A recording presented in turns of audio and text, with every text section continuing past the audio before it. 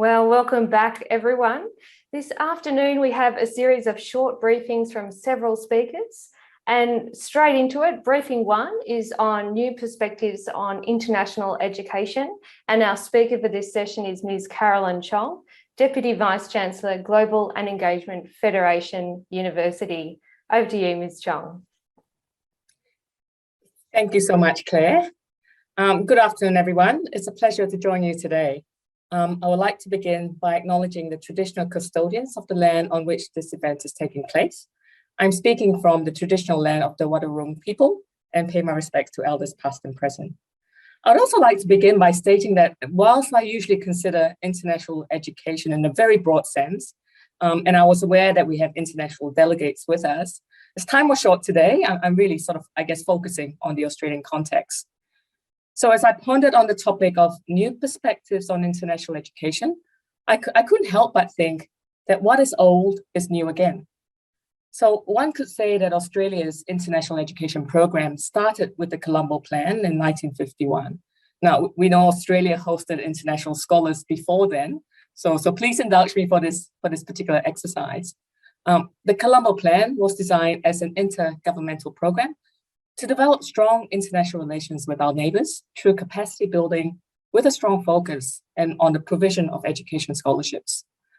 I question sometimes whether we've lost sight of that, and I would challenge all of us to consider the purpose of international education and the notion that international relations, global relations, must stay at the forefront of international education. It's been a very challenging 22 months. Universities, TAFEs, education providers all around the world has had to pivot quickly. And the theme of this year's conference is highly appropriate as we face hard lessons, hopefully absorb some valuable learnings, and we've had to manage the expectations of international students wherever they may be. For those who host international students, not just in Australia, but offshore as well, we've had to ensure that our students were supported and looked after everywhere. I would like to touch firstly on transnational education. And I imagine some of you would say, but transnational education is not new. So how does that fit into new perspectives on international education? Those of us who've been around for some time would remember the days of twinning programs. You know, they started pretty much in the 1990s where Australian universities partnered with overseas colleges to offer Australian degrees. We weren't the only ones that was doing it. You know, UK and the US were pretty prevalent as well. Students were able to study 1 or 2 years of their degree in their home countries and transfer across to Australia. The twinning word, though, seems to have gone out of fashion a little bit. And it moved to a situation where students could fully complete their degree without stepping foot in Australia. There was plenty of debate around whether degrees completed overseas were of the same quality as those in Australia. Universities had to consider whether to indicate on the testaments where the students completed their program. I still remember those debates. But remember, those days were also pre-TEXA. And since then, Australia has been on the forefront of quality assurance of international programs over the past 2 decades. Since then, there's been other numerous models. Articulations and pathway arrangements grew strongly. That's where we've started to recognize programs and courses taught by others. So this made it easier for international students as they saved on time and also costs, and again, being able to stay home for a period of time.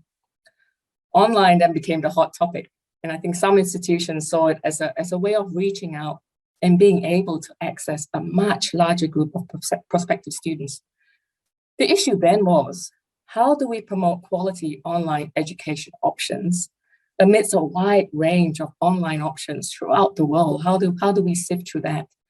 And also, to be honest, how do we make it a financially viable option for institutions? We also had the problems that many countries didn't recognize online degrees and didn't encourage their people to study an online degree. For example, it was only in October 2020 that the Vietnamese government released Circular 38, providing regulations for online and blended joint programs for foreign higher education institutions in Vietnam. Universities have had the luxury of determining their strategic direction. Some firmly believe that bricks and mortar, face-to-face teaching on campus in Australia is the way to go. Others had strategic plans to focus on offshore transnational education delivery, to take education opportunities to the people and teaching face-to-face, be it themselves directly or through partnership arrangements. Some also moved to online delivery, but international students were usually not part of that recruitment strategy, and online domestic students were really the cohort and the focus for those institutions. Isn't it amazing how much the world has changed in almost past 2 years? Since border restrictions began, everyone looked offshore and everything seemed to be offshore. Institutions had to change very quickly to delivering transnational education in a new way. We had international students who were already enrolled with us, who were overseas, unable to return to Australia. We had new international students who wanted to study with us. In fact, the COVID pandemic has created a new category of students, who are enrolled in Australia but stuck offshore. The offshore intending overseas students, we now call them. So we have all had to pivot quickly and move online. We had no choice in the matter. The question was, what could we do to ensure we continue to provide a quality education experience for our international students? So a new form of transnational education emerged to support onshore students who are overseas and offshore intending overseas students to connect and remain engaged with Australia. Some universities set up their own offshore study hubs. UNSW opened a China Learning Center in Shanghai, where the students worked on collaborative programs and projects. Some like UTS opened offshore learning centers with their Chinese university partners, where students lived on campus, studied in groups, and had academic support on hand. We've also seen some private companies and agencies set up their own centers where several institutions and partners use their facilities as study hubs. Global Victoria opened study hubs in Shanghai, Kuala Lumpur, and very shortly Ho Chi Minh City. These study and learning hubs have enabled students to get together, to engage with each other, and for us as institutions, again, to engage with our own students. So what is the future now that borders are reopening? What will happen to the learning hubs? I question, and the question is, what do international students want? What are their expectations?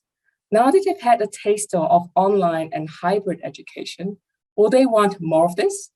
Or will they all want to flock to Australia? Will overseas study hubs remain a constant in the future strategy of education institutions? Or will those who had the bricks and mortar strategy of international education go back to it? Yes, borders are opening, and as we heard this morning, and we've had this debate over the last few weeks, it's really unclear, or the last few months really, it's really unclear how quickly we'll see a large number of international students coming onshore. COVID has also affected people in many ways. More students may choose to remain at home, and in fact, with younger students, parents may want to keep them at home because going overseas in uncertain times and while COVID infection rates are still high, may be too confronting for them. So can we continue to cater to those students? And should we actually seek to replicate study hubs elsewhere in the world that we haven't done? The opportunity perhaps is also to look at utilizing the study hubs in a different way. Perhaps they could be transformed to support student mobility in future. International education is not just about international students studying our programs. It's as much as about providing international experiences for domestic students.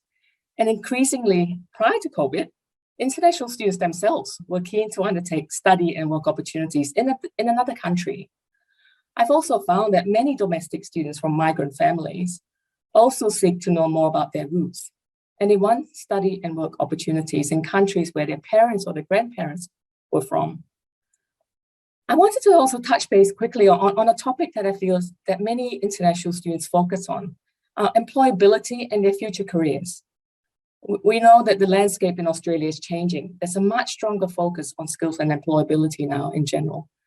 Where does that leave international students studying in Australia or in Australian programs offshore? Universities have careers and employability departments and programs for all students. In Victoria, Study Melbourne ran internship programs for international students. Study New South Wales had a work integrated learning program for students to volunteer at the International Student Welcome Desk. Study Perth had their own jobs board. And what I found is that with virtual internships organized by some universities, it's also enabled increased accessibility for international students over the last little while. The COVID pandemic and border closures have highlighted labour shortages in Australia, with decreased temporary residents and international students. International students constantly come to us saying they want real work experience. Yes, working in a cafe might build life skills, it builds customer service skills, it builds resilience, but they want experiences in the disciplines and where they study. They want to learn and experience their future career. Now, we know placements are required for some professional disciplines like nursing and education, but what about the business and IT, arts, science students? I suggest that this requires a multi-pronged collaborative approach. So universities, TAFE, education providers, to push the agenda and design programs that embed experiential learning, embed more increased learning in the workplace. We need governments to recognize that this is a skilled workforce in the making and put in policies to facilitate this. So it's really good to see the announcement by the federal government today that the temporary graduate visa for Masters by Coursework graduates is extending from 2 to 3 years. But we really need the employers on board with us. The employers who recognize the benefits of hosting and training international students, but employers may not know where to start, and they need help to navigate how they can actually employ international students and graduates. I've spoken to employers, and often they may not be top of mind that they could consider an international student for a short-term or long-term placement. So yes, it's great that we now have graduate visas for students as well as graduates, but they need help too, and we need employers to recognize that. And lastly, we need regulators who can facilitate the conversation with providers and also implement policies and guidelines that support this. So international education and international students will help Australia solve a skills and a workforce need. Borders are starting to reopen again, and we're seeing a bit of the light at the end of the tunnel. And as we know, from the 1st of December, the travel bubble is going to be expanded, allowing fully vaccinated international students to return. And in some states and territories, in New South Wales and Victoria, you don't need to quarantine. But, I guess we'll wait to see what happens with the other states and territories. But the emphasis, again, over the last little while has been that we need international students back because our sector has been very badly affected economically. Yes, that is true. But I go back to the start and ask again, what is the role and the purpose of international education? What is an Australian international education known for? Let's keep this in mind and focus on what it was before with the Colombo Plan. It's about building relationships. It's about educating future leaders of our region and beyond. International students enrich our classrooms, they enrich our workforce and industries, and we need them for the future success of Australia. Thank you very much. Back to you, Claire. Thank you, Ms. Chong, for your new perspectives on international education. And our next briefing is shifting towards the micro-credential landscape. And for this, we're welcoming Dr. Demelza Kernau, who is the lead quality manager for the Quality Assurance Agency for Higher Education in the UK. Thank you, Dr. Kernau.